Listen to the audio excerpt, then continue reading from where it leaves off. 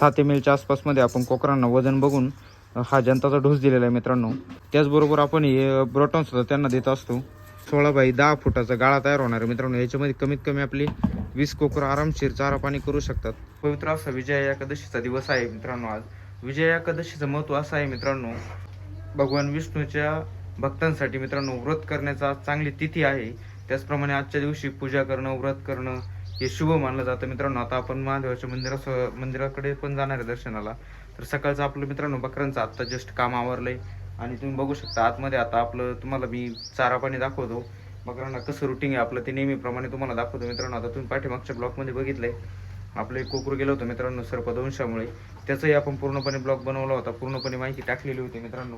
आपले ब्लॉग कसे वाटते काय कमेंट करून नक्की सांगा। आता बघा तुम्ही आपण बकरांना सगळं चारा पाणी करून झाल्याच्या नंतर जेव्हा बाहेर सोडतोय त्यांना तर पूर्ण एक मोठा टब भरून आपण त्यांना कांद्याची पात आणि त्याच्यामध्ये अर्धा टब भूस टाकलेलं आहे मित्रांनो, सोयाबीनचं भूस, त्याचबरोबर कांद्याची खापा करून टाकलेले आहे। आता बकरं छानपैकी बाहेर चरतायत, पाणी ठेवलेलं आहे त्यांना आणि आतमध्ये आता ही साफसफाई करायची थोड्या वेळाने सुकल्यानंतर मित्रांनो। बघा आता आपण बकरं बाहेर सोडली तर आता बकरं जवळजवळ 15-20 मिनिट आपण पूर्ण आतमध्ये होते तोपर्यंत बकरांनी खाल्लं सुद्धा नाही मित्रांनो। याचा अर्थ काय होतं की आता बकरं वाढी लागलेली आहे आणि असा चारा थोडासा शिल्लक पडल्यानंतर समाधान वाटतं आपल्याला, कारण याचा अर्थ असं होतं की बकरांचे पोट भरलेलं आहे पूर्णपणे। सुका चाऱ्यामध्ये आपण सोयाबीनचा वापर करत असतो, त्याचप्रमाणे कांद्याची पातीचा वापर करत असतो मित्रांनो। आता आपण याला जे तुम्ही पहिल्या ब्लॉकमध्ये बघितलं असेल याला आपण ब्रॅकेट बनवलेलं होतं मित्रांनो। तर कालच आपण आता इथे ब्रॅकेट आपण तोडून इथं थोडंसं आता गावानं आपण पूर्णपणे बाहेर काढून घेणार आहे, पूर्ण साफ करणार आहे, म्हणजे पूर्णपणे हा कप्पा सेपरेट कोकरांसाठी होईल आणि फक्त नाईटला आपण रात्रभर कोकरा आपण याच्यामध्ये ठेवणार आहे मित्रांनो। बाकीच्या इतर वेळेसमध्ये आपण पूर्णपणे कोकरा आता बाहेर ठेवणार आहे, त्याचं नियोजन तुम्हाला दाखवतो। काय होतं मित्रांनो, बकरं बाहेर सोडल्याच्या नंतर मग हे गव्हाणीचं थोडंसं आपला इथं त्रास करतात। शेवटी तर लक्ष्मीचा चारा इथे बी ते घाण वगैरे करत असतात, तरी आपण साफसफाई करतो, थोडासा त्रास होतो।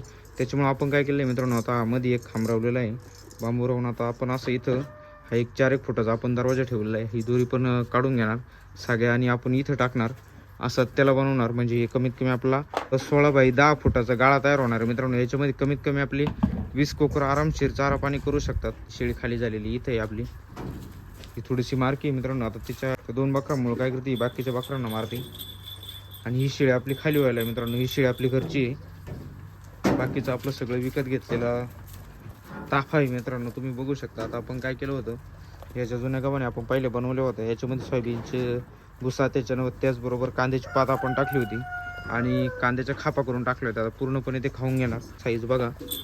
आता आपण परत पुढच्या ब्लॉकमध्ये मित्रांनो आपण आता कोकरांचं बकरांचं सगळ्यांचं वजन करून बघणार आहे, कारण याच्या अगोदर आपण वजन केलं होतं ते सुद्धा आपल्याकडे आहे लिहिलेलं, तर त्याचं सुद्धा आपण व्यवस्थित ब्लॉक बनवणार आहे मित्रांनो। आता बघा पाठीमागच्या वेळेस आपण याचं वजन केलं होतं तर साधारणतः 15-15.5 किलोचा हा बोकड भरला होता मित्रांनो।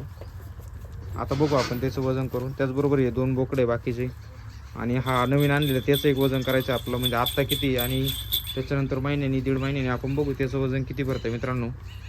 तुम्ही बघू शकता आता पूर्णपणे आपण कोकरं कातरून टाकलेली हे बघा। आता ज्यांचे पोटं भरलेत ती निवांत अशी उन्हाची आराम करतात मित्रांनो, मी तेच सांगत असतो मित्रांनो। आता आपण पूर्णपणे घरी कोकरं सांभाळतोय, अजिबात त्यांना रानात वगैरे कुठं नेत नाही मित्रांनो, तरीसुद्धा आपल्याला रिझल्ट भेटतोय। त्याच्या पाठीमागचं कारण असं आहे का फक्त चारा नियोजन व्यवस्थित पाहिजे।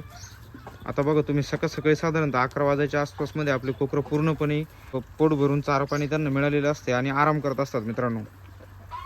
आणि त्याच्यानंतर आपण मग 4-4:30 वाजता आपण त्यांना परत चारा पाण्याचं नियोजन चालू करत असतो मित्रांनो। त्याचबरोबर आपण सध्या 2 टाईम खुराक घालतो बघा कोकरांसाठी।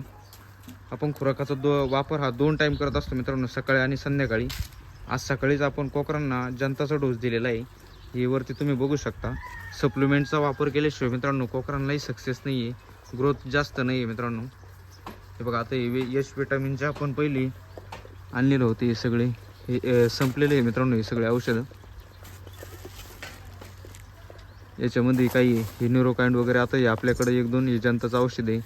हे औषध आहे मित्रांनो, थोडंसं कोकरू घोंगरल्यासारखं वाटलं, खोकल्यासारखं। याच्यामध्ये पण मित्रांनो आपलं 1 लिटरचं आपण प्रोटॉन आणून ठेवलेलं आहे, त्याचबरोबर आज जनताचा डोस केलेला होता।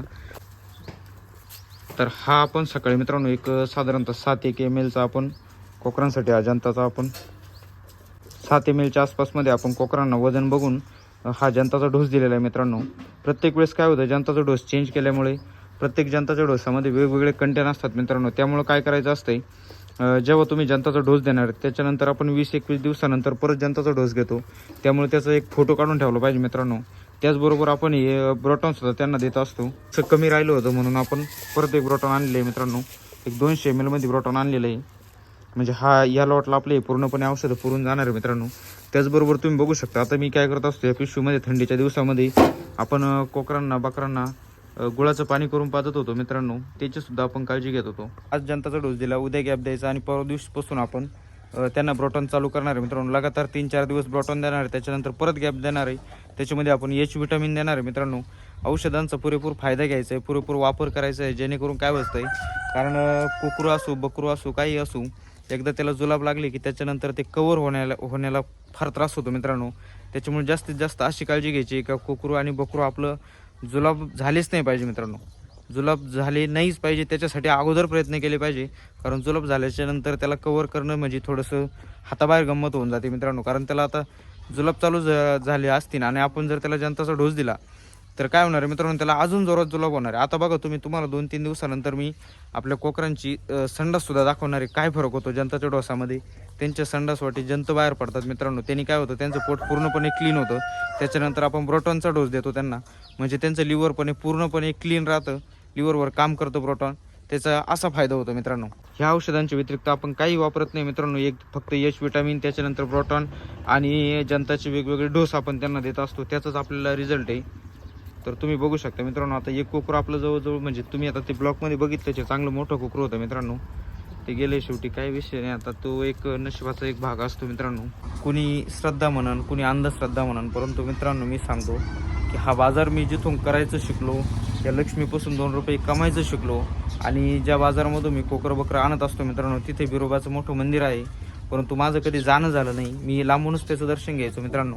आपलं एक कोकरू गेल्यानंतर मित्रांनो थोडंसं मला असं वाटलं की काहीतरी चुकतंय, म्हणून मी त्याच दिवशी लगेच बिरोबाला जाऊन बिरोबाचं व्यवस्थित दर्शन घेऊन तिथून अंगार वगैरे आणलेलं आहे मित्रांनो. देवाशी शरण गेलो. चूक झाली मित्रांनो, कारण काय होतं, श्रद्धा नाही अंधश्रद्धा किंवा श्रद्धा याच्यामध्ये तुम्ही गुंतून पडताय, त्याच्याशी आपल्याला काही घेणं नाही. परंतु एक आपल्या अंतर्मनापासून जे मन सांगते त्याच्यावरती आपण काम केलं पाहिजे मित्रांनो. तर मित्रांनो आज आपला एक मित्र येणार आहे आपल्या घरी, सहज आपल्या कोकरांकडं लक्ष टाकायला येणार आहे, चक्कर मारायला. त्याला भरपूर दिवस झाले. त्याचे मित्रांनो बोकडांचा व्यवसाय तुम्ही बघितला असेल त्याचंही. आपण त्याच्याकडून खरेदी विक्री केली इन्स्टा आय डीवरती. आपल्या आकाशवर PV व्लॉग बकरावाला या आपल्या इन्स्टा आय डीवरती आपण त्याच्यासोबतसुद्धा एक खरेदी विक्रीचा एक व्यवहार टाकला होता मित्रांनो. गावरान कोंबड्या उपलब्ध आहे, अंड्याचा व्यवसाय त्याचा मित्रांनो. तो आपल्याकडे आज येणार आहे आपले कोकर बघायला. तो आल्यानंतर सुद्धा आपण व्हिडिओ घेऊ, त्याच्याकडून एक जाणून घेऊ मित्रांनो त्याला कसं वाटतं आपलं कोकरं काय.